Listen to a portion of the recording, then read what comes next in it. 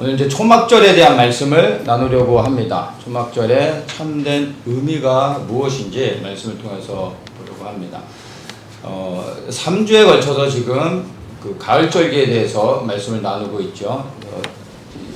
나팔절부터 해서 이제 속죄일에 대한 말씀까지 나눴고, 이제 마지막 이제 일곱절기의 마지막 절기가 되는 초막절에 대해서 오늘 이제 말씀을 나누면 이 일곱절기에 대한 모든 말씀들이 이제 정리가 됩니다.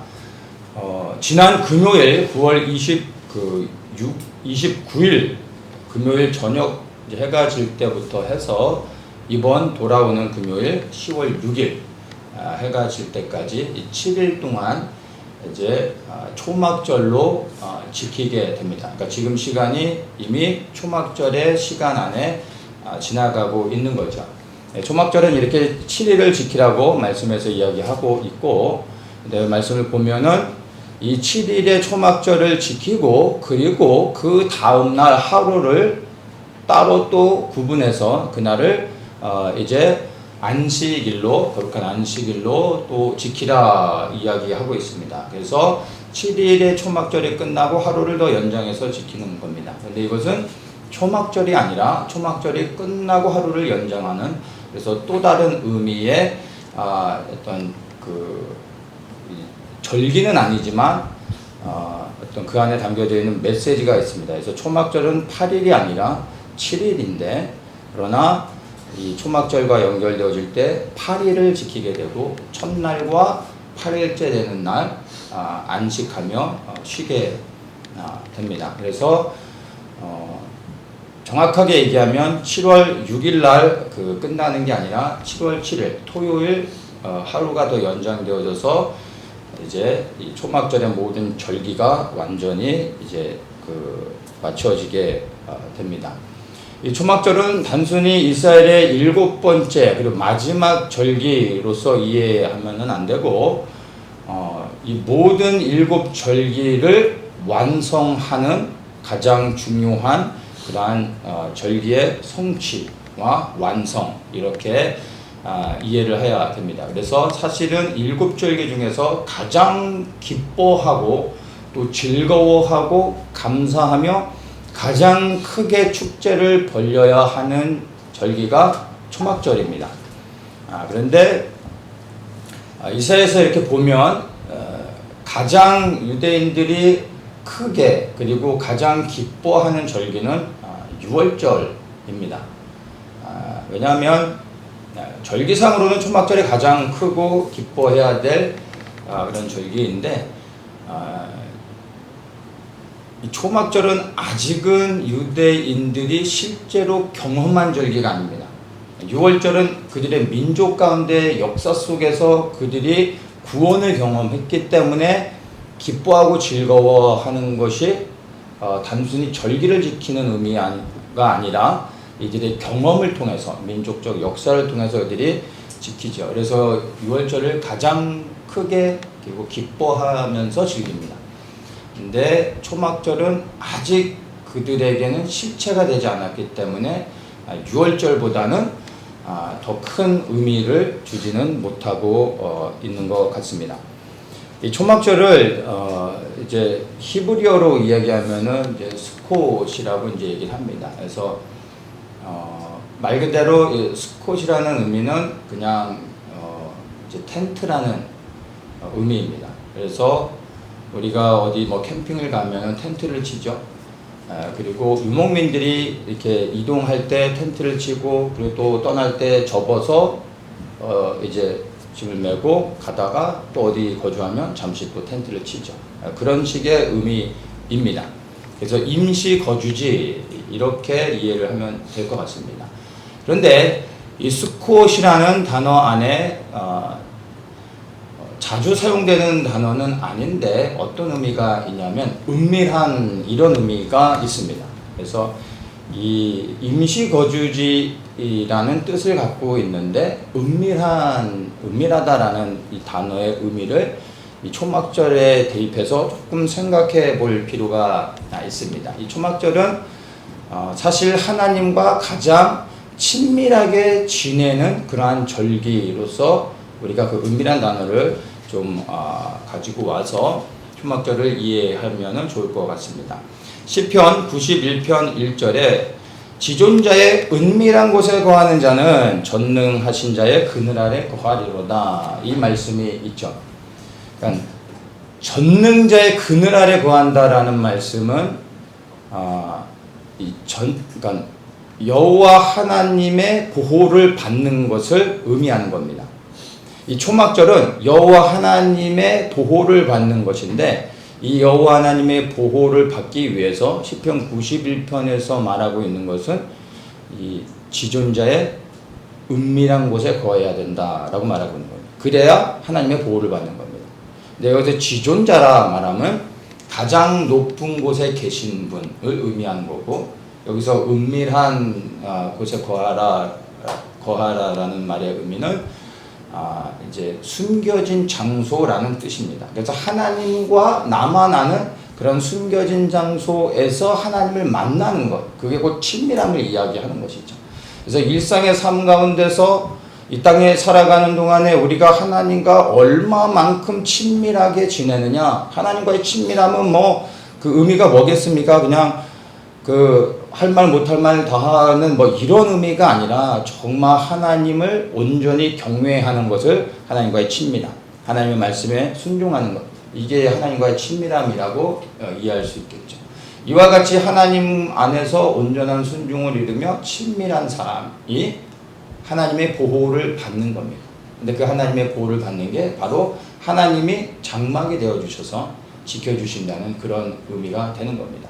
그래서 결국에 이 초막절의 의미는 우리가 하나님이라는 장막 안에 거하며 하나님의 보호하심을 받는 그러한 것을 의미하는 것인데, 우리가 그렇게 초막절에 들어가기를 소망하고 있습니다. 그렇게 소망할 뿐만 아니라 그렇게 되어지기 위해서 이 시편 91편을 우리가 묵상할 필요가 있습니다.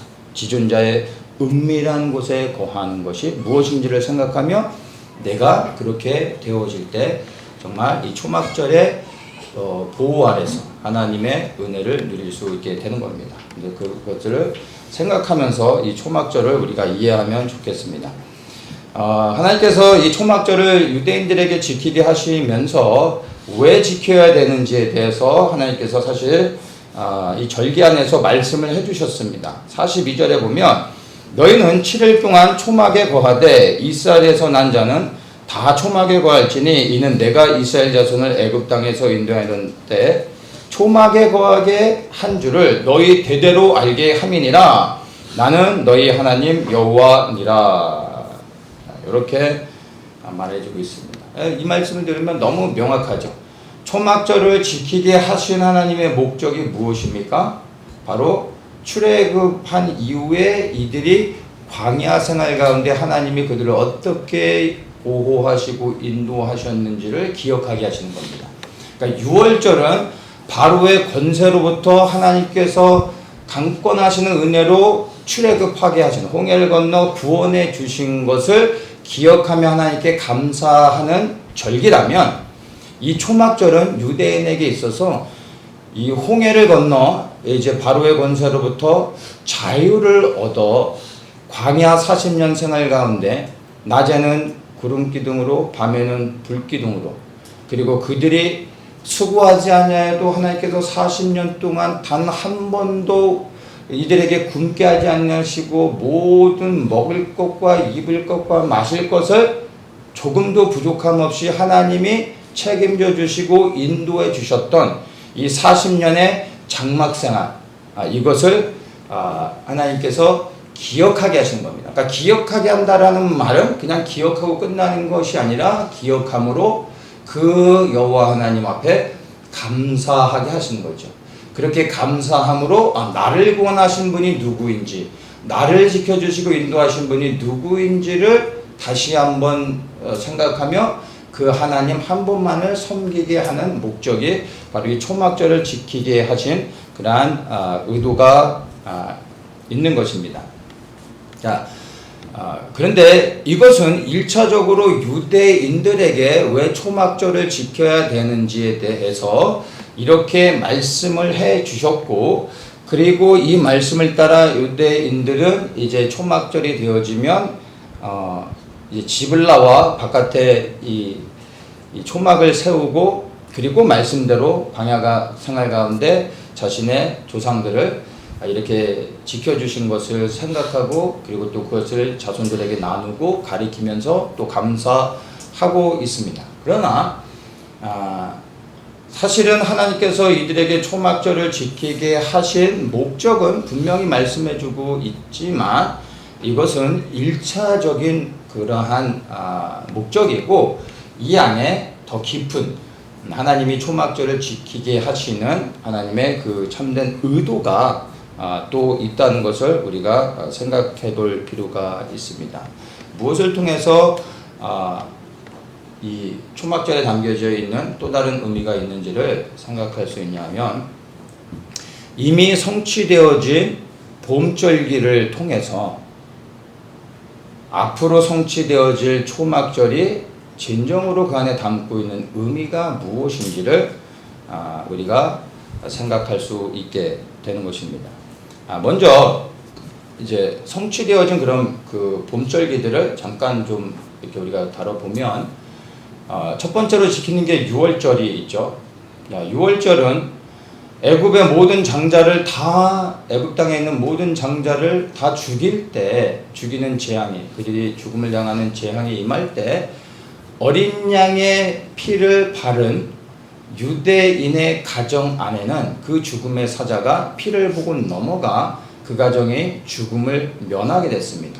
죽음을 면하게 됐을 뿐만 아니라 이 사건으로 인하여, 애굽의 장자가 죽는 사건으로 인하여 이 이스라엘 백성들은 바로의 권세로부터 구원을 받아 그들이 자유의 몸을 얻고 홍해를 건너 애굽을 떠날 수 있게 되었습니다. 그래서 이 유월절을 기념하며 그들을 구원하신 하나님을 기억하며 감사하게 하기 위하여 유월절을 지키게 하셨는데, 예수님께서 유월절에 자신이 십자가에 죽으시며 우리를 위하여 친히 어린 양이 되셔서 피를 흘리심으로 죄와 사망의 권세에서 절대로 빠져나갈 수 없었던 우리를 예수님께서 구원해 주셨습니다. 그래서 이 유월절에 진정으로 담겨져 있는 의미는 출애굽을 기억하며 출애굽을 시켜주신 하나님께 감사하는 절기가 아니라 사실은 예수 그리스도에 대한 예표가 있었던 것을 우리는 알게 되어진 것이죠.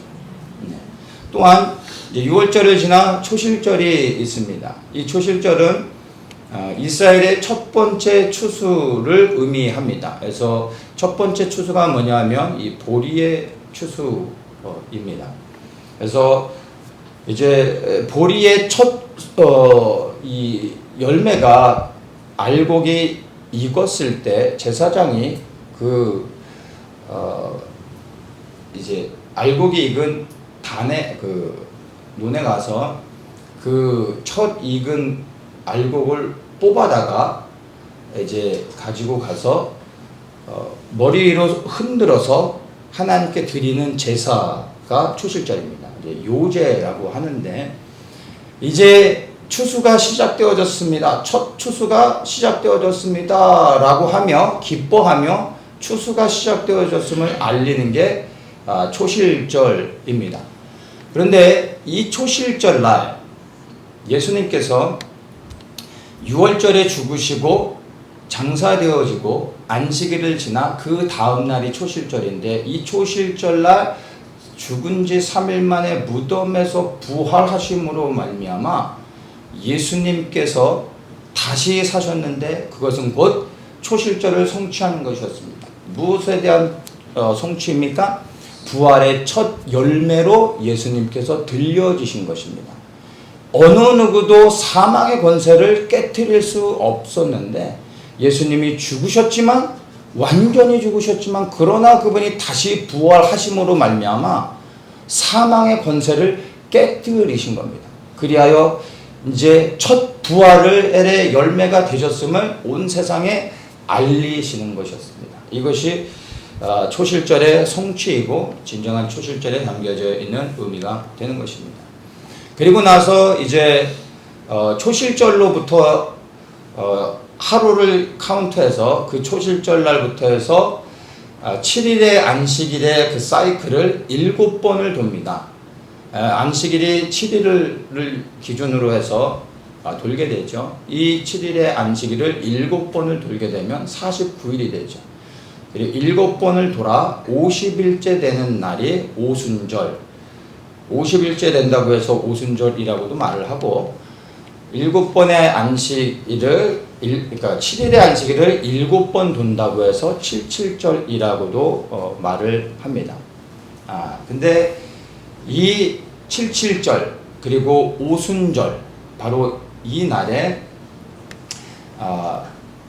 예수님께서 약속하신 성령을 보내주셨습니다. 이 77절 오순절이라고도 말을 하는데 추수로 이야기하면 맥추절이라고도 말을 합니다. 그래서 오순절, 77절, 맥추절 다 같은 의미입니다. 같은 절기입니다. 그런데 맥추절이라고 말할 때는 오순절과 77절과는 조금 구분되는 그리고 다른 의미가 있죠. 추수와 관련될 땐 맥추절이라고 하는데 이 맥추절은 초실절은 보리의 추수가 시작되는 거죠. 그래서 추수가 시작되어져서 맥추절의 시간에 맥추절이 시작되는 그날 보리의 추수가 완전히 끝납니다. 그리고 이스라엘의 두 번째 곡식인 밀의 추수가 시작되어지는 날이 바로 맥추절, 오순절인 것입니다. 그런데 이날 성령께서 이 땅에 강림하심으로 예수님이 약속하신 성령이 이 땅에 임하셨는데 이 땅에 임한 게 아니라 사실은 예수 그리스도를 믿는 그리스도인들의 마음 가운데 성령이 내주하시는 놀라운 사건이었습니다. 구약시대에도 성령께서 사람 가운데 임하시는 역사들이 있었지만 내주하시는 역사가 아니라 역사하시고 일하시고 성령은 떠나셨었습니다.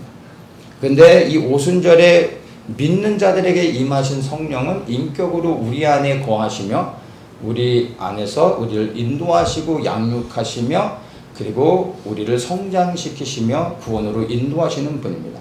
그래서 오순절에 임하신 성령님을 통하여 비로소 이제 우리가 예수 그리스도 안에 있는 부활의 생명을 얻을 수 있게 되어졌습니다.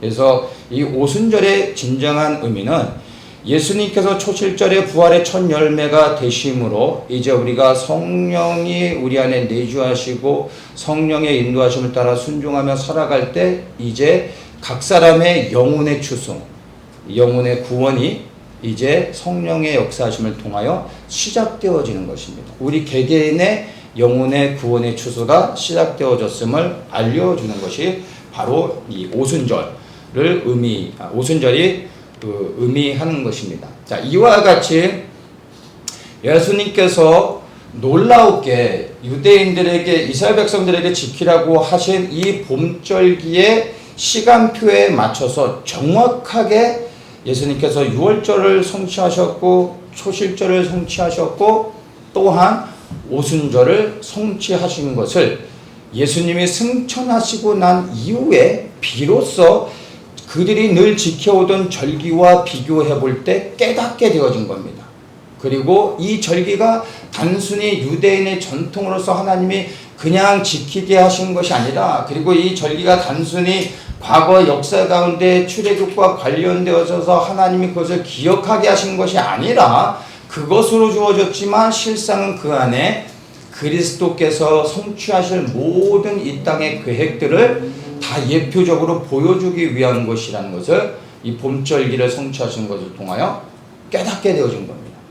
그리고 이 봄절기의 성취를 통하여 아직 성취되지 않은 이제 가을절기, 특별히 이 초막절에 대해서 봄절기를 예수님께서 이렇게 정확하게 절기의 시간표에 맞춰서 예수님의 모든 걸 다 성취하셨다면 이제 성취되어질 가을절기 또한 반드시 예수님이 봄절기와 같이 온전히 성취하실 것을 믿게 되어지는 겁니다. 그리하여 이 초막절 또한 예수님과 관련되어진 거라는 것으로 우리는 분명하게 생각할 수가 있습니다. 초막절은 일반적으로 성경에서는, 우리 한글 성경에서는 초막절이라고 말을 하죠. 그런데 우리가 흔히 이제 이 초막절을 이야기할 때 보통 그냥 단어로서 표현할 때는 초막이라는 단어보다는 장막절이라고 사람들이 더 많이 표현을 합니다. 성경에는 초막절이라고 되어 있는데 말은 장막절이라고 더 많이 사용하죠. 그래서 초막절과 장막절 사실 뭐 다 같은 의미입니다. 초막이나 장막이나 뭐 텐트라고 말하든 뭐 다 같은 거 아니겠습니까? 그러니까 특별히 다른 의미는 아닙니다. 그래서 이 두 가지는 다 같은 의미로 우리가 사용할 수 있고, 이 초막절을 성경 안에서 또 다르게 표현하는 게 있는데 그게 이제 수장절이라고 합니다. 이 수장절은 초막절과 장막절은 단어를 다르게 사용해도 의미는 항상 똑같습니다.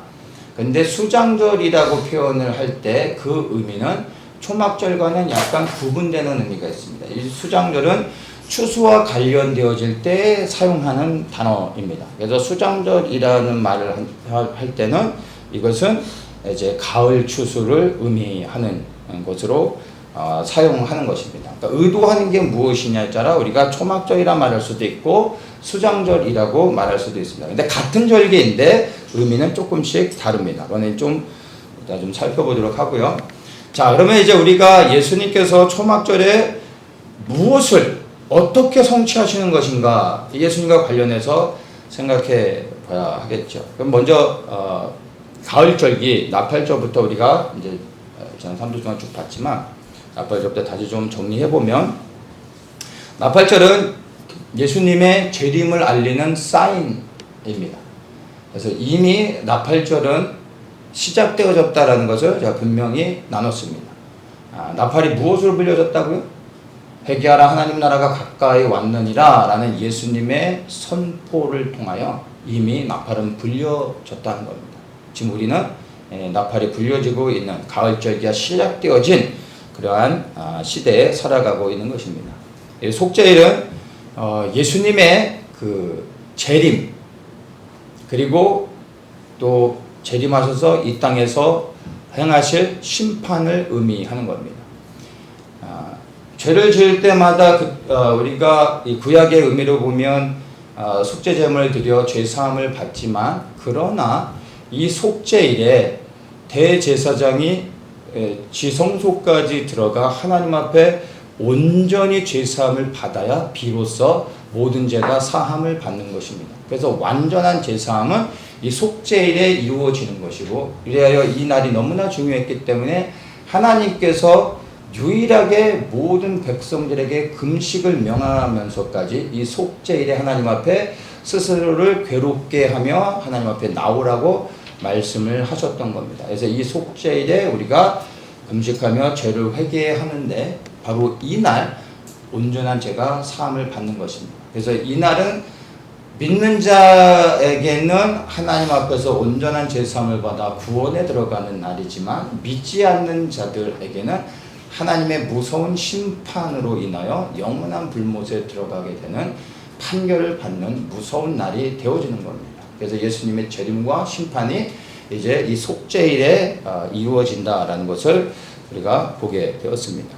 그리고 이제 마지막으로 이제 7번째 절기의 성취인 초막절인데, 이 초막절은 한마디로 설명을 하면 이 땅에 이루어지는 하나님의 나라를 상징하는 것입니다. 그래서 단순히 그 초막을 짓고 광야의 생활을 기억하며 감사하는 것이 아니라, 이제 예수님께서 이 땅에 다시 오셔서 열방의 장막이 되어 주셔서 온 열방을 예수님이 통치하시며 이제 천년 왕국이 실제로 시작되어집니다. 그래서 이 초막절의 7일을 지키는 의미는 이 땅에서 이루어지는 하나님의 인류의 역사 7천년의 시간을 의미하고 그것이 초막절을 통하여 완성되어진다라는 것을 7일을 지키게 하시는 의미 안에 담고 있는 것입니다.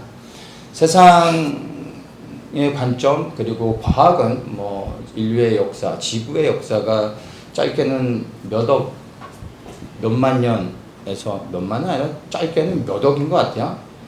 그래서 몇십만 년이라고 계산을 하고 있는데 아담을 창조하신 것으로부터 시작하여서 성경적으로 인류의 역사를 대충 볼 때 6,000년을 지나 7,000년의 시간을 살아가고 있다는 것이 성경적인 관점입니다. 그래서 인류의 역사는 하나님이 세상을 창조하시기 전에 이미 7,000년이라는 7이라는 하나님의 완전함 안에 하나님께서 창조하셨고 지금 우리가 살아가고 있는 시대는 바로 이 7,000년에 채워지는 시간을 통해 가고 있는 것입니다. 그래서 7일을 지키게 하시는 것입니다. 그래서 이 초막절이 이 땅에서 지켜지는 그 의미는 예수님께서 하나님 나라의 권세를 가지고 이 땅에서 통치하시는 천년 왕국의 시간을 의미하는 것이기 때문에 우리는 이 말씀을 통해서 천년 왕국이 가설이 아니라 하나의 이론이 아니라 실제적으로 이 땅에서 성취되어질 이 천년 왕국에 대해서 말하는 겁니다. 실제가 되어질 하나님의 통치가 있게 된다는 것을 우리는 분명하게 이해를 해야 되는 것입니다. 그래서 신학은 여전히 주류는 무천년을 주장하지만 그러나 우리는 성경적으로 볼 때 이 땅에서 천년 왕국이 그리스도의 통치를 통해 반드시 이루어진다는 것을 말씀들을 통해서 알 수 있습니다. 오늘은 그 부분에 대해서는 제가 언급하진 않겠습니다. 하나만 좀 얘기하면 스가랴 14장 4절에 그날에 그의 발이 예루살렘 앞 동편 감난산에 서실 것이요. 예수님께서 그날이 언제요? 예수님이 재림하시는 날에 어디에 서신다고요? 감난산 위에 서신다 말씀합니다. 9절에 여호와께서 천하의 왕이 되시리니 그날에는 여호와께서 홀로 하나이실 것이요 그 이름이 홀로 하나일 것이며 천하의 왕이 되신다고 합니다. 그리스도께서 하나님의 왕권을 가지고 이 땅에서 하나님을 대신하여 온 열방을 통치하시는 것을 말씀하고 있습니다. 16절에 예루살렘을 치러 왔던 열국 중에 남은 자가 해마다 올라와서 그 왕 만군의 여호와께 숭배하며 초막절을 지킬 것이라. 여러분, 예수님이 이 땅에 재림하셔서 예루살렘에서 온 열방을 통치하시는 그 시간이 이 땅에서 이루어지는 천년 왕국, 그리스도가 다스리시는 왕국이 되어지는데 그때 모든 열방의 나라들이요 예수 그리스도를 경배합니다. 경배하기 위하여 또한 초막절에 모든 열국의 나라들이 예루살렘에 와 예수님께 초막절에 와 예수님을 경배하며 예배하는 일들이 있게 되어질 것입니다. 그래서 이것은 상징이 아니라 정말 이 천년왕국은 이 땅에서 실제로 이루어진다라는 것을 여러분들이 이해하시면 좋겠습니다. 자, 그리고 이 초막절을 수장절이라고도 말한다고 얘기했죠. 이 수장절이라고 말할 때는 추수와 관련되어지는 것이라 얘기했습니다. 신명기 16장 16절에 너희 중 모든 남자는 1년 3차 곧 무교절과 칠칠절과 초막절에 내 하나님 여호와의 택하신 곳에서 여호와께 보이되 공수로 여호와께 보이지 말고. 그래서 7절기 중에서 특별히 세 절기는 이스라엘의 모든 남자가 반드시 예루살렘에 와서 하나님 앞에 나와 지키게 하셨던 절기가 바로 무교절, 칠칠절, 그 다음에 초막절인데 이 세 가지의 절기의 공통점이 뭐냐면 다 추수와 관련되어졌다라는 겁니다. 이 무교절의 첫날이 초실절입니다. 그래서 무교절이 초실절이 있고 칠칠절이 맥추절인 거죠.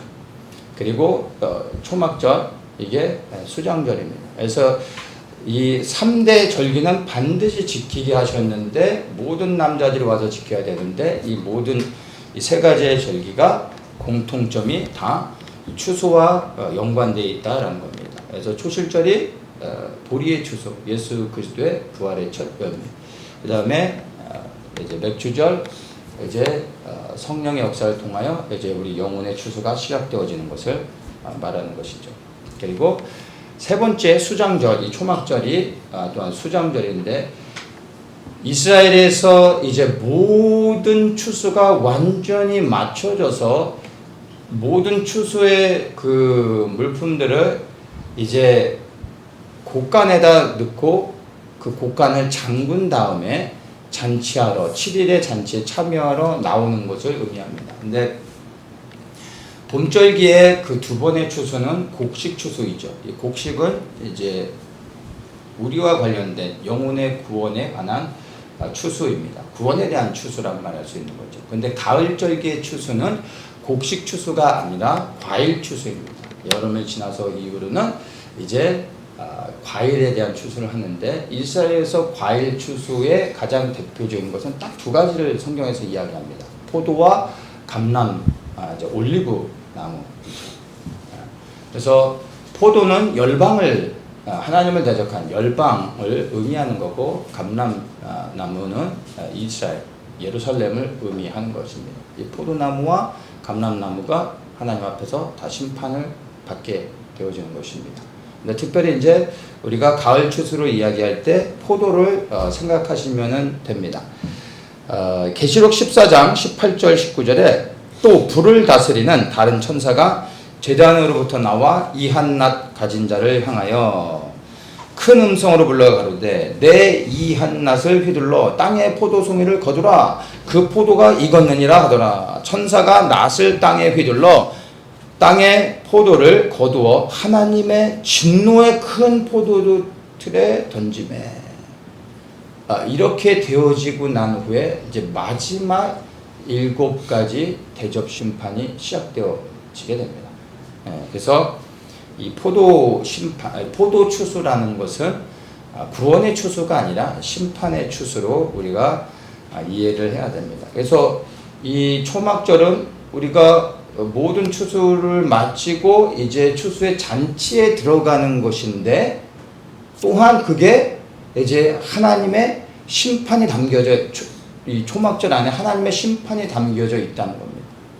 그러니까 추수의 곡간에 들어간 자들, 그들에게는 추수의 기쁨의 잔치에 참여하는 즐거움이 있지만, 그러나 추수의 곡간에 들어가지 못하는 모든 자들은 무엇입니까? 심판에 들어간다는 것입니다. 한쪽에서는 기뻐하고 즐거워하지만 한쪽에서는 슬퍼하며 통곡하는 일들이 초막절에 일어나게 되는 것을 우리가 알 수 있습니다. 왜 하나님께서 그러면 이 초막절에 그렇게 심판을 하실까요? 심판의 목적이 무엇입니까? 심판하시는 목적은요, 통치하기 위해서입니다. 이 땅을 온전하게 통치하기 위해서 먼저 하나님을 대적한 모든 자들을 심판하여 멸하셔야 그 다음에 비로소 예수님께서 온 열방을 통치하며 다스릴 때 하나님의 백성들이 그 안에서 평안을 누리며 기뻐하고 즐거워할 수 있는 것입니다. 맞습니까? 우리가 이 땅 가운데서 평안을 누리며 안전하게 살아가기 위해서는 정부가 무엇을 해야 됩니까? 이 땅에 악을 행하는 자들을 공권력을 사용해서 그들을 다 어떻게 해야 됩니까? 심판해야 되는 거예요. 그게 뭡니까? 바로 악한 자들을 잡아가두는 거죠. 그들에게 호의를 베풀어주면 이 땅에서 살아가는 평범한 사람들이 고통을 당하는 겁니다. 그래서 정말 이 나라의 국민들이 평안한 가운데 살아가기 위해서는 국가가 공권력을 사용해서 이 땅의 악한 자들을 제거해야 되는 겁니다. 그것이 진정으로 나라의 국민들을 위한 것입니다. 그래서 그들에게는 그 공권력을 사용하는 게 두려움이겠지만, 이 나라에서 법을 지키며 살아가는 선량한 시민들에게는 그것이 안전한 것입니다. 이와 같이 예수님께서 이 땅에 오셔서 온 열방을 통치하고 다스리기 이전에 반드시 하나님을 대적하는 모든 자들을 심판하셔야 비로소 하나님의 백성들이 그리스도를 통하여 안전하게 보호되며 그분만을 섬기며 이 천년 왕국의 아름다운 통치가 시작되어질 수 있는 것입니다. 그래서 이 초막절이 또한 심판을 의미한다라는 것을 우리가 이 초막절을 통해서 생각할 수 있습니다. 그러니까 한편에서는 정말 우리가 추수의 기쁨에 참여하는 기쁨과 즐거움에 대한 소망을 갖고 있지만, 다른 한편에서는 또한 내가 정말로 이 추수의 곳간에 들어가기 합당한 알곡이 되어지지 않을 때 버림받고 심판받을 수 있다라는 것 또한 생각하며 두려움 가운데서 나를 돌아보며 지금 이 시간 우리가 알곡으로 잘 준비되어질 수 있어야 할 것입니다. 이 초막절에 담겨져 있는 이제 그 그리스도와 연결해서 우리가 그 초막절이 무엇을 의미하는지를 간단하게 나눴는데, 오늘 읽은 이 본문을 가지고 본문 안에서 이야기하는 것들 가운데 몇 가지만 제가 좀 나누도록 하겠습니다. 초막절에 이제 이스라엘 백성들에게 하나님께서 지키게 하신 이제 규례가 있었습니다. 이게 뭐냐면 37절에 이것들은 여호와의 절기라. 너희는 공포하여 성회를 삼고 번제와 소제와 희생과 전제를 각각 그날의 여호와께 화제로 드릴지니, 이렇게 말하죠. 그래서 초막절에 특별한 그 제사를 드리겠습니다. 이게 뭐냐면 번제와 소제와 전제, 이 세 가지의 제사를 초막절에 드리게 하셨다라는 겁니다. 그래서 이 세 가지의 제사를 의미를 생각할 때 이 초막절이 무엇인지를 우리가 다시 한번 깨달을 수가 있는 겁니다. 여기서 이제 화제를 드린다라고 얘기하는데, 여기서 화제는 불을 사용하는 제사가 다 화제가 되는 겁니다. 거의 대부분의 제사가 불을 사용하는 것이죠. 그래서 그거는 그냥 그렇게 이해하시면 되고, 번제와 소제와 전제, 이 세 가지 제사를 우리가 이제 이해해야 되는데, 첫 번째는 번제를 드리겠습니다. 초막절에 번제를 드리겠습니다. 번제라 함은 제사의 방식으로 이야기하면 다른 제사들과 구분되어지는 독특한 것이 하나 있습니다. 뭐냐면 번제는 모든 것을 다 태워서 드리는 제사입니다. 모든 제사가 다 거의 대부분 불을 사용해서 다 태우는데, 잘 알아셔야 될 게 다 태우지 않습니다. 부분적으로 태웁니다. 그런데 번제만 유일하게 모든 것을 태웁니다.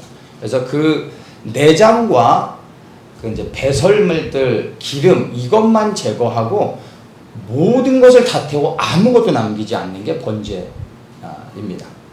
그래서 제사의 종류를 보면 번제, 소제, 화목제, 속제제, 속건제, 이렇게 5가지가 있는데, 자, 제와 관련된 제사들 빼고 화목제는 하나님으로 인해 기뻐하고 즐거워하며 감사할 때 드리는 제사입니다. 제와는 상관없지만 내가 자원해서 하나님 앞에 드리는 감사의 제사, 그것도 하나의 예배죠. 이제 소제는 제가 설명할 거고, 근데 번제는 제와 상관되어진 게 아닙니다. 화목제하고 또 다릅니다. 번제는 하나님께 대한 온전한 헌신을 담고 있는 게 번제입니다. 그래서 여기에는 어떤 의도가 들어가는 게 아닙니다. 죄에 대한 부분도 아니고 화평을 위한 부분도 아닌, 이 번제는 하나님 앞에 나를 완전히 태워드리겠습니다 라는 고백이 담겨져 있는 것입니다.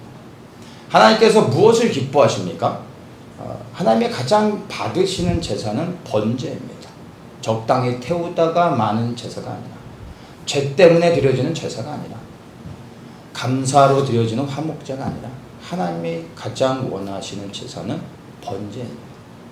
이 번제는 나를 완전히 태워드리는 건데, 이것은 이 번제에 담겨져 있는, 하나님께도 번제를 요구하시는데, 아침과 저녁으로 날마다 상번제, 아침 저녁으로 제사를 드리죠. 이게 번제입니다. 이때는 완전히 다 태워드리는 겁니다. 근데 이 번제의 의미는 하나님께 대한 헌신입니다. 하나님, 내가 여호와 하나님 한 분만을 섬깁니다. 근데 하나님 한 분만을 섬기기 위해선 내가 완전히 태워지지 않으면 하나님 한 분만을 섬길 수 없게 됩니다. 그래서 하나님은 번제로 완전히 태워지며 그 향이 올라갈 때 그 향을 맡으시며 기뻐하고 즐거워하신다. 우리가 완전히 죽어지며 완전히 태워져 하나님 앞에 우리를 드릴 때 하나님이 기뻐하시는 거예요. 근데 이 번제를 언제 요구하신다고요? 초막절에 우리에게 번제를 요구하신다. 진짜 동물의 제사가 아닌 우리가 이와 같이 번제로 드려지는 것을 원하신다는 거예요. 헌신을 의미하는 겁니다. 두 번째, 소제를 드리게 하죠. 소제는 곡식을 드리는 제사입니다. 흔하지 않은 제사 방식인데 곡식을 완전히 빻아가지고 아주 고운 가루로 만들어서 희생 제물 위에다가 이 곡식을 뿌립니다. 그래서 타는 불에 이것을 태우는 거죠. 소제만 별도로 이렇게 드려지는 경우도 있습니다. 그런데 대부분의 소제는 번제와 같이 드려집니다. 화목제나 죄와 관련된 제사를 드릴 때 소제를 드리지 않습니다. 번제를 드릴 때 항상 소제가 같이 포함되어집니다. 그러니까 번제 따로 소제 따로가 아니라 번제를 드릴 때 소제가 함께 들어가는 거예요. 근데 이 소제, 이 곡식을 완전히 가루로 빻아서 곱게 만들어서 불에 태우는 이 소제는 바로 우리가 하나님 앞에서 완전히 갈아져서 흔적도 없이 고운 가루가 되어져 하나님 앞에 드려져 태워져야 된다는 것을 의미하고 있습니다. 우리가 하나님 앞에 이렇게 부서진다는 것, 적당히 부서지는 게 아니라 완전한 미세한 가루가 될 만큼 하나님 앞에서 이 소제로 드리기 위해 갈아진다라는 것이 갈아지는 입장에서는 얼마나 고통스럽습니까? 그런데 이렇게 드려져야 하나님이 받으시며 이것이 태워질 때 하나님이 기뻐하신다는 겁니다. 내가 완전히 그리스도께 갈아지는 것, 그리스도께 앞에 내가 죽어지는 것을 온전한 순종을 의미하는 겁니다. 초막절에 이 소제를 우리에게 요구하신다는 겁니다. 초막절이 그냥 우리가 즐거워하는 이런 의미가 아니라 이 제사의 의미로 돌아볼 때 이와 같은 자들이 초막절에 들어가 살아갈 수 있다는 겁니다. 들어가서 하는 게 아니라 이렇게 하나님 앞에 나아가며 살아가는 자들이 초막절에 들어가 잔치를 즐기며 그 안에서 평안을 누릴 수 있다는 것입니다. 내가 갈아져야 돼. 온전히 죽어져야. 주님 앞에 낮아져야. 내가 죽어져야 온전한 순종할 수 있는 거다. 주님 앞에 완전히 갈아지시는 그런 소제가 되어지시기를 축복합니다. 마지막으로 보아야 될 게 전제입니다. 이 전제는 독특하게 드려지는 제사인데 포도주를 부어서 드리는 제사입니다. 이 포도주는 피를 상징하는 것입니다. 일반적으로 제사 때 그 희생 제물에 피를 뿌리죠. 그 피가 누구의 피를 의미합니까? 예수 그리스도께서 우리를 위하여, 우리를 구원하기 위하여 흘리신 예수 그리스도의 피를 의미하는 것이고, 그 피로 말미암아 우리가 죄사함을 받았습니다. 그런데 희생 제물에 피를 뿌리게 하지 않으시고 포도주를 뿌리게 하셨습니다. 이 포도주 또한 피를 상징하는데, 이 피는 희생제물의 피, 그리하여 어린 양 우리의 그리스도께서 우리를 위하여 흘리신 그분의 피를 의미하는 것이 아니라 이 포도주로 뿌려지는 이 피는 우리의 피를 의미하는 겁니다. 피를 뿌린다라는 것은 내 생명을 뿌리는 겁니다. 내 생명을 하나님 앞에 드리는 겁니다. 이것은 이 전제 동안 온전한 헌신, 하나님을 향한 온전한 헌신을 의미하는 것입니다. 하나님의 기쁨을 위하여, 하나님의 영광을 위하여 주님, 내가 이와 같이 뿌려지겠습니다 라고 헌신하는 것입니다.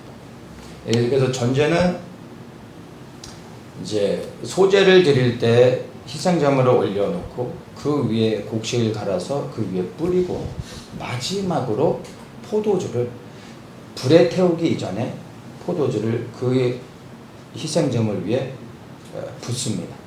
그리고 불로 태워 완전히 소제로서 사라지게 하는 것입니다. 그래서 이 전제 동안 하나님께 대한 온전한 헌신, 근데 이 번제하고는 조금 더 다른 의미라기보다는 뭔가 느낌이 더 다르지 않습니까? 나의 피를 그리스도를 위하여, 그리스도의 영광을 위하여, 그분의 기쁨을 위하여 생명을 드립니다 라는 고백이 담겨 있는 게 전제라는 것입니다. 예수님께서 겟세마네에서 기도하실 때 할 수만 있다면 이 잔을 내게서 옮기시옵소서 라고 예수님이 기도하셨습니다. 근데 하필 잔에 비유할까요? 이 잔에 무엇을 의미합니까? 그 잔에 하나에 담겨져 있는 포도주를 얘기하지 않습니다. 할 수만 있다면 이 잔을 내게서 옮기시옵소서. 그러나 예수님이 두 번째 기도하실 때 뭐라고 하십니까? 그러나 이것이 아버지의 뜻이었던 아버지의 뜻대로 되기를 원합니다. 이렇게 고백합니다. 그리고 모든 기도를 마치십니다. 그 말의 의미는 무엇입니까? 내가 이 잔을 마시겠습니다. 이런 고백이죠. 예수님이 그 잔을 마셨다, 이 포도주를 마셨다라는 의미가 바로 전제인 겁니다. 내가 하나님의 영광을 위하여, 나는 이것을 원치 않지만, 나는 죄가 없지만, 나는 죽기 싫지만, 그러나 이것이 하나님의 뜻이라면 내가 전제와 같이 부어지겠습니다. 하나님의 뜻을 위하여, 하나님의 영광을 위하여 내가 나의 생명을 뿌리겠습니다. 하나님의 뜻에 온전히 순종하여 생명을 들여 헌신하셨습니다. 예수님 또한 하나님께 전제를 드리셨습니다. 이것이 또한 우리에게 주는 분명한 메시지가 있는 것입니다. 근데 전제에 담겨진 또 다른 아주 중요한 의미가 있습니다. 번제, 소제, 전제를 드리게 함으로 우리가 하나님 앞에 제사를 통하여 어떻게 이 초막절에 하나님 앞에 나가야 되는지도 우리가 제사의 의미들을 생각하면서 깨달을 수 있지만, 그러나 또한 특별히 전제를 통하여 우리가 초막절에서 새롭게 발견하는 것들이 있습니다. 유일하게 7절기 가운데서 유일하게 초막절에 전제를 드립니다. 다른 모든 절기에서 전제를 드리지 않습니다. 오직 초막절에서만 전제를 요구하고 계십니다. 거기에는 하나님의 의도하심이 있습니다.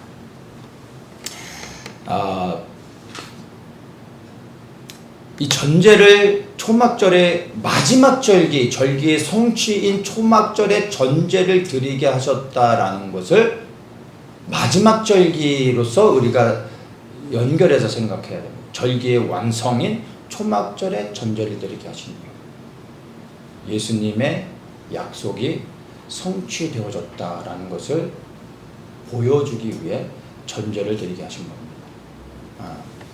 예수님께서 6월절 마지막 만찬을 제자들과 나누시면서 이제 잔을 돌리시면서 예수님께서 제자들에게 하셨던 말씀이 무엇인지 여러분 아십니까? 누가복음 22장 18절에 예수님께서 이런 말씀을 하십니다. 이제 마지막 잔을 이제 제자들과 함께 포도주를 마시면서 예수님이 하시는 말씀이 이제 하나님 나라가 임할 때까지 내가 다시는 포도주를 마시지 않을 것이다 라고 말씀하셨어요. 그 말씀의 의미는 무엇입니까? 하나님의 나라가 임할 때까지는 내가 마시지 않을 거다 라고 말씀하신 의미는 하나님의 나라가 이 땅에 이루어지면 내가 그때 마시겠다라는 의미인 것이죠. 근데 초막절에 전제를 드리게 하셨다라는 의미는 이제 이 땅에 초막절을 통하여 예수 그리스도께서 온 열방의 장막이 되어 주셔서 하나님의 나라 통치가 이 땅에서 이루어지는 것입니다. 그리하니까 예수님의 약속이 성취가 되어졌기 때문에 이제 이 땅 가운데서 그분이 기뻐하고 즐거워하며 하나님의 백성들과 함께 추수의 잔치에 참여하며 포도주를 마시는 겁니다. 그리하여 초막절에 전제를 드리게 하시는 하나님의 이 의도가 있는 것입니다. 그래서 초막절은 단순히 추수의 기쁨을 누리는 그러한 축제가 아니라 이 제사의 이 의미들을 볼 때 하나님께 대한 온전한 헌신과 순종 또한 하나님의 뜻이 이 땅에 성취되어졌다라는 것을 분명하게 보여주고 있는 그러한 의미들을 담고 있는 것입니다. 우리가 정말 하나님 나라에 들어가 영원토록 하나님과 함께 살아가는 것을 소망하고 있는데 정말 우리가 그렇게 되어지기를 원한다면 오늘 이 초막절에서 어떻게 하나님 앞에 제사를 드려야 될지를 요구하시는 것을 볼 때 나는 정말 하나님 앞에 지금 번제로 드려지고 있는가, 소제로 드려지고 있는가, 그리고 전제로 부어지고 있는가, 우리를 돌아봐야 합니다. 들어가서 하는 것이 아니라 이미 이 땅 가운데 이와 같이 살아가는 자들이 하나님 나라에서 오직 하나님 한 분만을 순종하며 그분께 생명을 드리며 그분께 헌신할 수 있는 거 아니겠습니까? 지금 해야 되는 겁니다. 그래서 여러분들, 나는 온전히 태워지고 있는가? 온전히 갈아지고 있는가? 하나님의 영광을 위해 나는 뿌려지고 있는가? 돌아보시기 바랍니다. 그리고 그렇지 못한 나의 모습을 발견한다면 돌이켜 하나님 앞에 나아갈 것이며 온전한 제사로 하나님 앞에 드려주시기를 축복합니다. 자, 두 번째, 이 초막절에 지켜야 될 규례에 대해서 말씀하시는 것이 뭐냐 하면은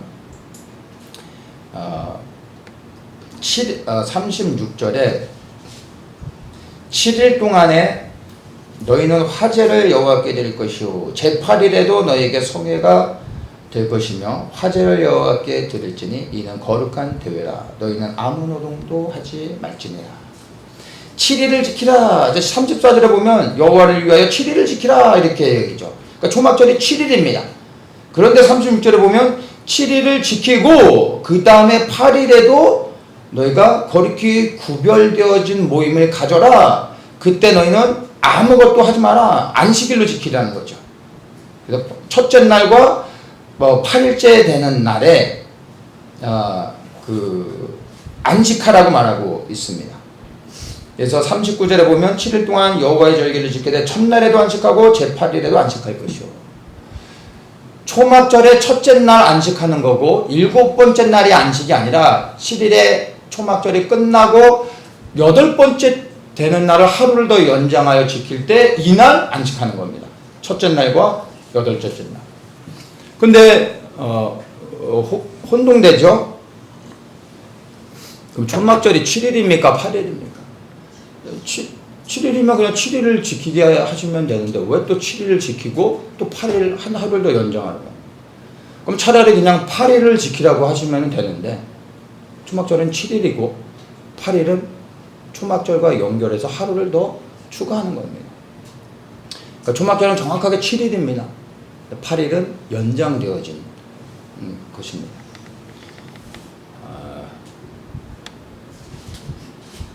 이 얘기를 듣기 전에는 혼동되지 않으셨을 텐데 제가 이거를 얘기하니까 혼동되죠.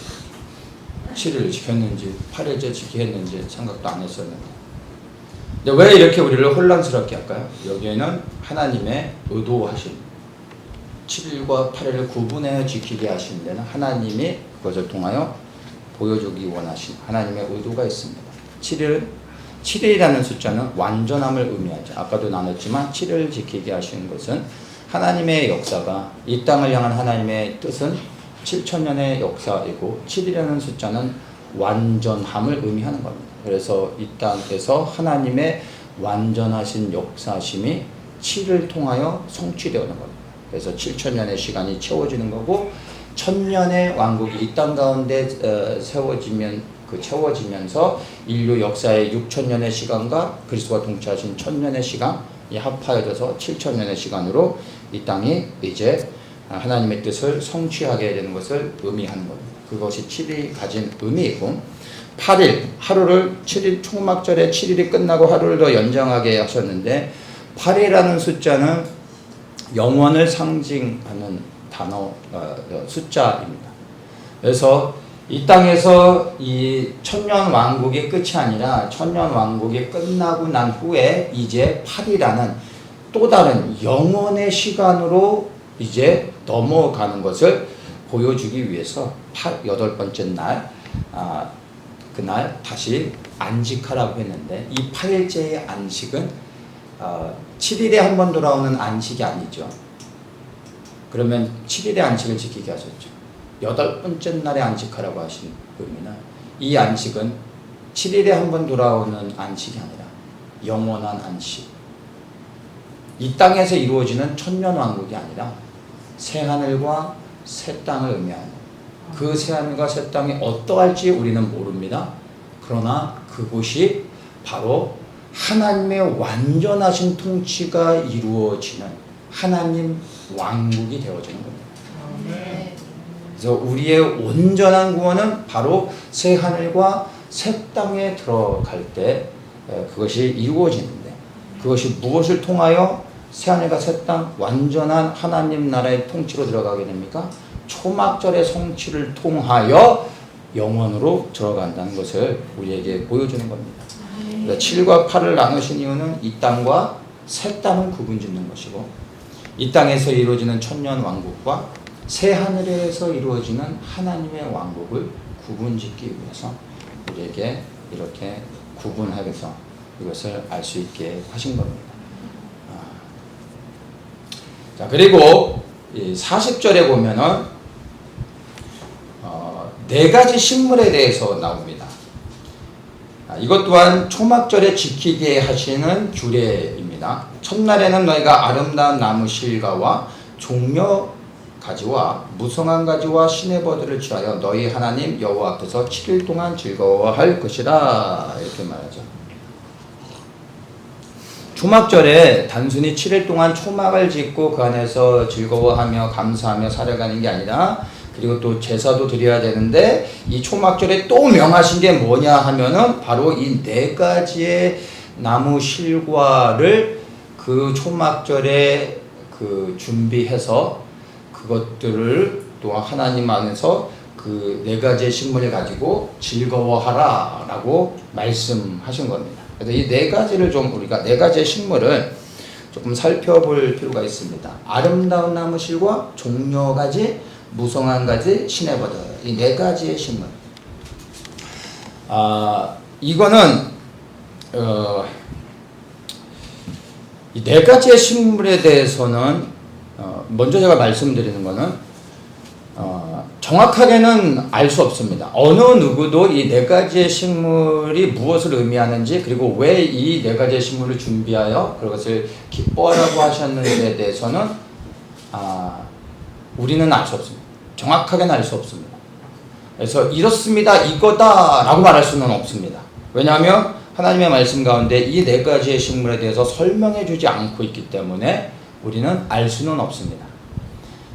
그리고 이제 이것에 대한 해석은 엄청나게 다양합니다. 특별히 이제 랍비들, 유대 랍비들은 각자의 랍비들이 이 네 가지의 의미, 식물을 뭐 다양하게 해석하고 있습니다.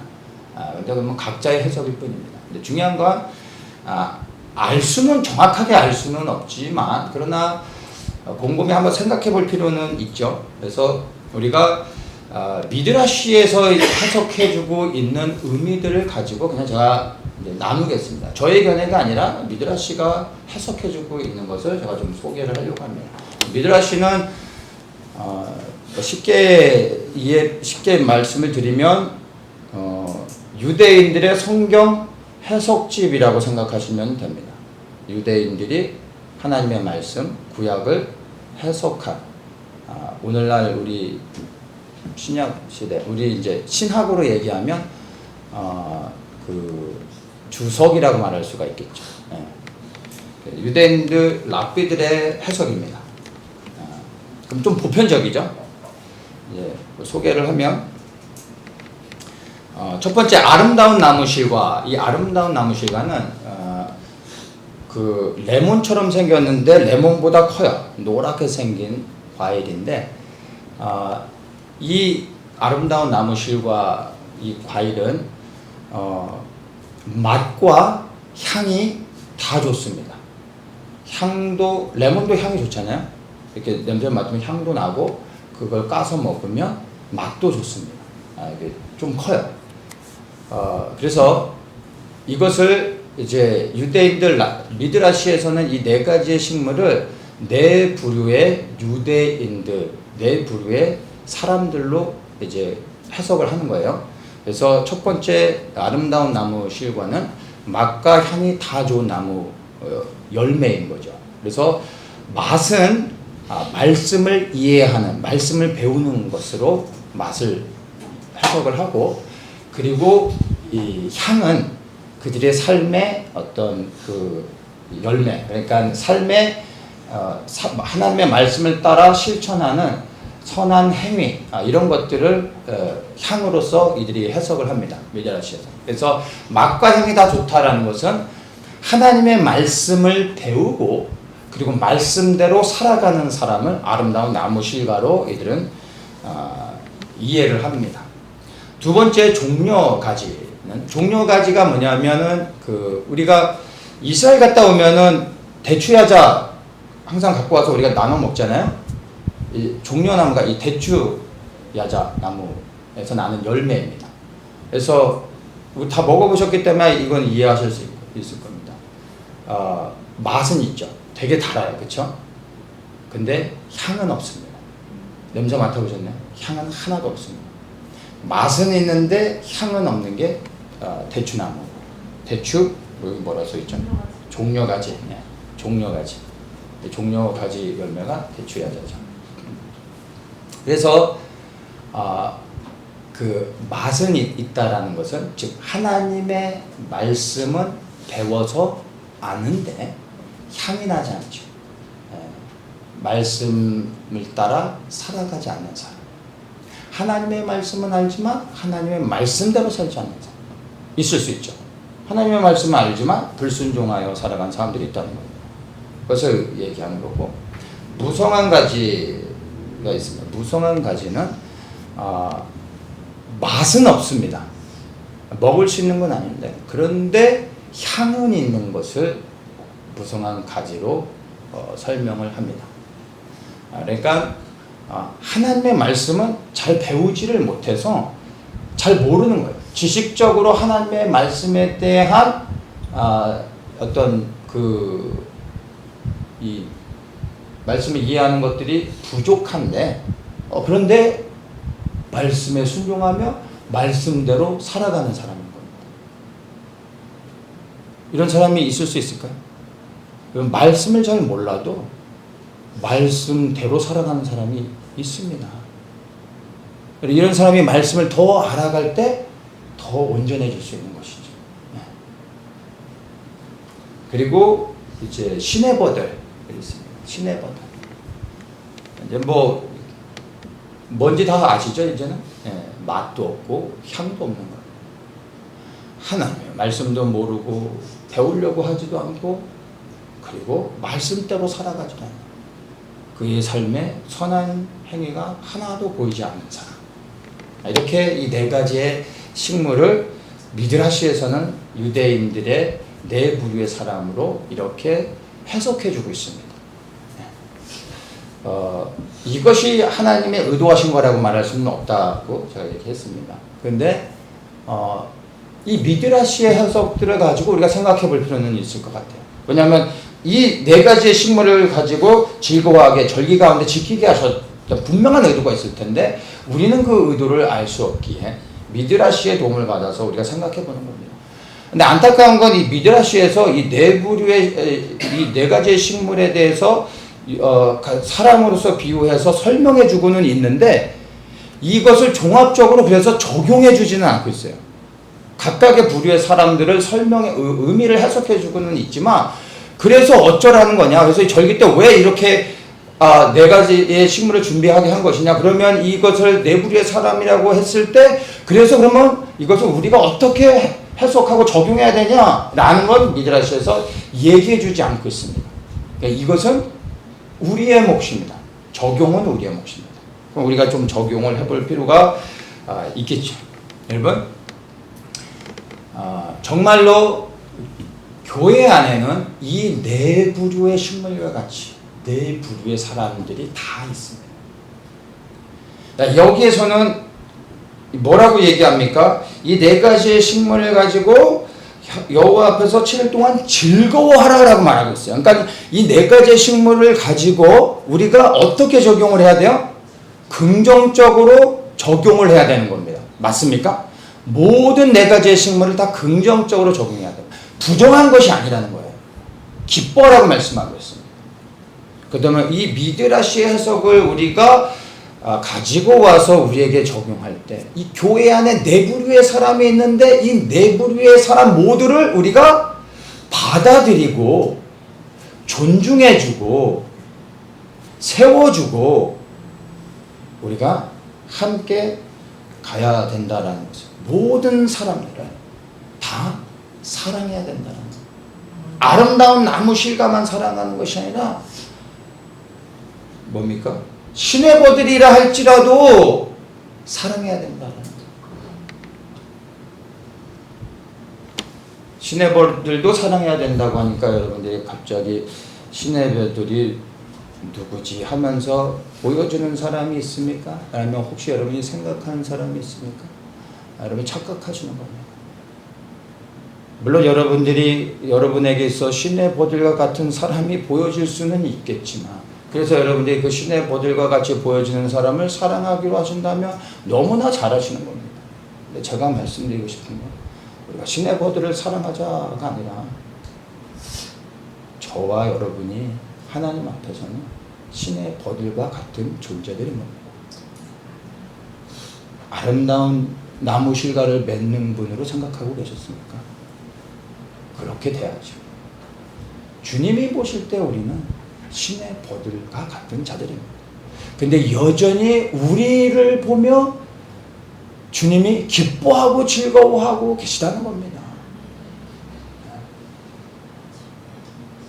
내가 시내버들인데 여전히 하나님이 나를 받아주시고 기뻐하고 즐거워하고 있다는 걸 생각하시면서 우리가 이것을 우리에게 적용한다면 나와 같은 시내버들을 보면서 우리가 감히 어떻게 판단하고 손가락질하고 우리가 뭐 더 높은 위치에서 품어주고 사랑하려고 한다는 자체가 우스운 것이죠. 우리가 시내버들로서 사랑받고 있다는 것을 생각할 때 그것이 너무나 감사해서 우리는 우리와 같은 동일한 시내버들을 마땅히 사랑할 수 있는 겁니다. 그리고 우리가 이와 같이 나아갈 때 지금은 우리가 시내버들과 같은 존재들이지만 그러나 주님께서 우리를 변화시켜서 아름다운 나무 실과와 같이 우리를 만들어가고 변화시켜 가실 것을 우리는 믿는 것입니다. 말씀을 마치겠습니다. 여러분, 초막절에 관련해서 나누고 싶은 건 많지만 다 나눌 수는 없습니다. 그러나 초막절에 대한 이제 성취되어져야 될 그 의미가 무엇인지에 대해서 좀 나눴고, 그리고 초막절의 절기 가운데 지키게 하시는 규례를 통하여 잠깐 나눴습니다. 중요한 건 우리가 이제 초막절이 무엇을 의미하고, 그리고 왜 우리에게 초막절을 지키게 하신지에 대해서 분명하게 여러분들이 이해하셨을 겁니다. 초막절 절기를 통해 우리가 분명히 알 수 있는 것들이 몇 가지 있습니다. 첫째, 여러분, 세상에는 반드시 심판이 있다는 것, 그리고 그 심판이 다가오고 있습니다. 두 번째, 예수 그리스도의 재림은 실제라는 것입니다. 주님은 반드시 오셨습니다. 오실 겁니다. 그날이 언제인지 우리가 모를 뿐이지 주님은 반드시 오십니다. 그런데 우리가 그 오신다라는 걸 정말 믿는다면 그분의 오심에 합당하게 준비되어 있어야 할 것입니다. 왜냐하면 언제 오실지 모르기 때문에 우리는 언제 오시더라도 기쁨으로 그분을 맞이할 수 있는 준비가 되어져야 되는 겁니다. 그렇게 되어지기 위해 우리에게 요구하고 있는 제사가 무엇인지를 우리가 생각해 보며 우리가 준비되어야 할 것입니다. 세 번째, 초막절을 통해서 할 수 있는 분명한 것. 우리가 눈으로 보며 실제가 되어 살아가고 있는 이 세상에 보고 만지고 느끼고 경험하는 이 세상의 모든 것들이 실제인 것 같지만, 그러나 이 모든 것들이 결국에 다 사라질 것입니다. 영원하지 않습니다. 이 땅은 사라질 것이고, 그리고 이제 새하늘과 새 땅, 하나님의 영원의 시간으로 들어가게 될 것입니다. 사라져 없어져 버릴 것들에 우리가 너무나 많은 시간을 들이며 그런 것에 초점을 맞추며 살아가지 않기를 원합니다. 필요 없다라는 게 아닙니다. 내가 어떻게 이 땅 가운데서 나의 시간을 들이며 에너지를 들이며 나의 재정을 들이며 어떻게 우리에게 남겨진 시간들 가운데 살아갈 것인지, 무엇을 하며 나의 시간을 보낼 것인지, 나는 무엇을 쌓을 것인지, 무엇을 준비할 것인지 여러분의 선택입니다. 육신의 노를 준비하며 사시겠습니까? 영혼을 준비하며 사시겠습니까? 주님은 반드시 오실 것이고 이 땅은 사라질 것입니다. 초막절은 아직 성취되지 않았지만 봄절기의 성취를 통하여 반드시 성취되어질 것을 믿는다면 이제 그리스도의 재림을 통해 이 땅에서 이루어질 초막절, 그리스도의 통치, 천년 왕국을 소망하며 주의 오실 길을 예비하는 사람들이 되시길 축복합니다. 그리고 추수의 기쁨에 참여할 수 있는 익은 곡식으로 준비되십시오. 기도하겠습니다. 참 좋으신 주님, 감사와 찬송을 올려드립니다. 부족하여 초막절에 대한 모든 말씀을 다 나눌 수는 없지만, 그러나 이 초막절이 우리에게 무슨 의미를 우리에게 주고 깨우고 있는지를 생각하며 이 시간 우리에게 다가올, 그리고 성취되어질 이 초막절의 절기를 다시 한번 묵상하며 우리의 마음을 새롭게 세웁니다. 마땅히 주님 앞에 우리가 어떻게 나가야 될지 다시 한번 돌아보게 하시고, 주님 앞에 무너져 있었던 것이 있다면 다시 회복하고 수축하여 싸우며 하나님 앞에 온전히 나아가게 하여 주시옵소서. 그리하여 다시 오시는 예수 그리스도 앞에 부끄러워 두려워 숨는 자들이 아니라 고개 들고 기쁨으로 주님을 맞이하는 하나님 나라의 백성들 되게 하여 주시고, 그 나라에 들어가 그리스도와 함께 영원토록 하나님 아버지 한 분만을 섬기며 하나님 나라의 통치를 받으며 살아가는 저희들 되게 하여 주시옵소서. 감사하며 예수님의 이름으로 기도합니다.